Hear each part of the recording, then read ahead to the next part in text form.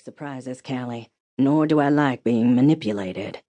Before defending that statement, Callie asked, "Could I sit down, please?"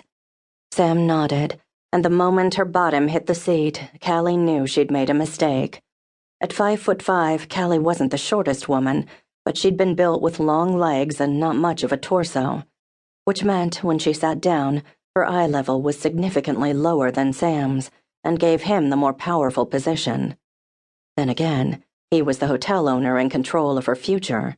He possessed the power whether Callie sat or remained standing. Scooting to the edge of the chair, she straightened her spine. "I'm not sure how submitting my resume and then accepting your offer of an interview is in any way manipulative. Regarding the surprise, I wasn't sure you'd remember me." Callie managed to maintain eye contact, but barely. "It's been a long time." The tick in Sam's jaw sped up. "You were my wife's best friend," he said. Callie waited for him to mention their more intimate connection. He didn't. "Of course I remember you."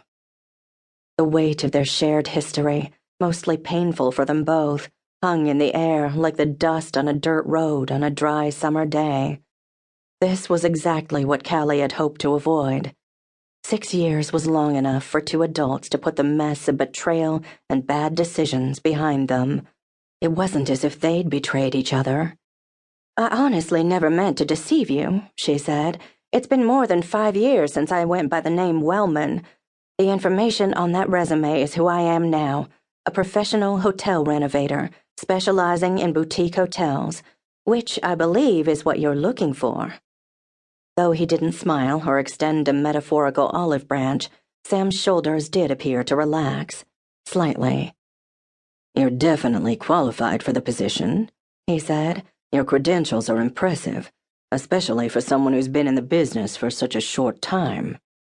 Callie hadn't embarked on her current career until 3 years ago, having gone back to school for her hospitality and design degrees after Josh had left her with nothing.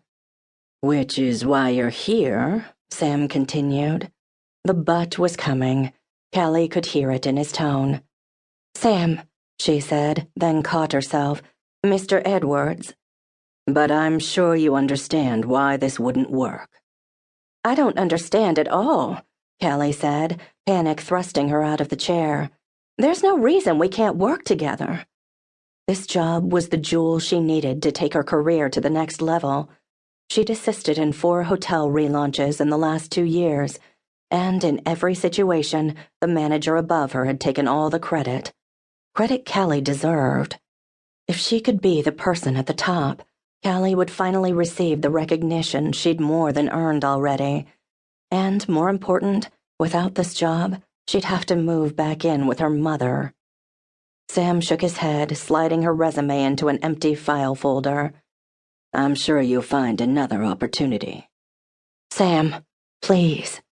She leaned on the edge of his desk, uncaring how desperate she might sound. "I can do this. Let me prove it to you." Sam buttoned his suit coat as he rose from his chair. Callie had forgotten how tall he was. With shoulders wide enough to block the sun beaming through the window behind him, Sam stood nearly a foot over her. "Your abilities are not the problem here." "Then what is?" she asked, desperation turning to anger. How dare he take this away from her, after she'd come all this way, when she was the perfect person for the job? The stubborn man had the nerve to head for the door as if showing her out. "My apologies for the inconvenience." He could not be serious.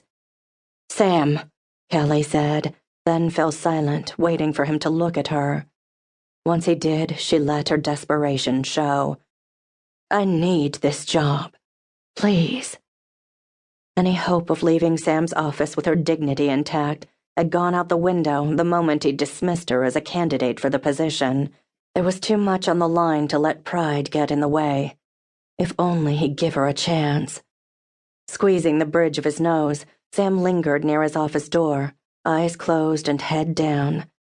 Callie feared he might be contemplating how to physically throw her out without facing an assault charge.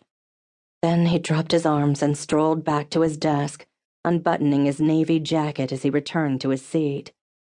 "Are you prepared to take lead?"